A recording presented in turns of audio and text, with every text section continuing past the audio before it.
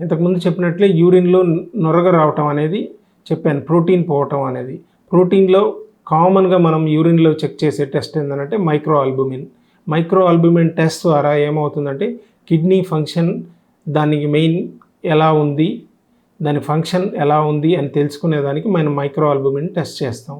ఈ micro albumin test ద్వారా kidney function ఏ రేంజ్లో ఉంది, దాన్ని ఫ్యూచర్లో ఎలా ఫాలో అప్ చేయాలి, దానికి ఏమన్నా కిడ్నీకి సంబంధించిన రిస్క్ ఫ్యాక్టర్స్ ఉన్నాయా, దాన్ని డ్యామేజ్ చేసేదానికి షుగర్ కానీ, బీపీ కానీ, ఇంకేదైనా ఇన్ఫెక్షన్స్ కానీ, ఇంకా లేదన్నా కిడ్నీకి సంబంధించిన సమస్యలు ఉన్నాయా లేదా అనేది కనుక్కోవచ్చు.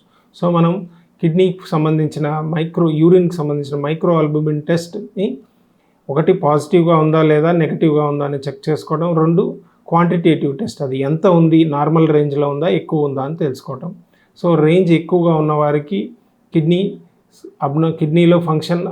ఫంక్షన్ అబ్నార్మల్ అవుతుంది అని మనం ముందుగానే తెలుసుకునే ఆస్కారం ఉంది.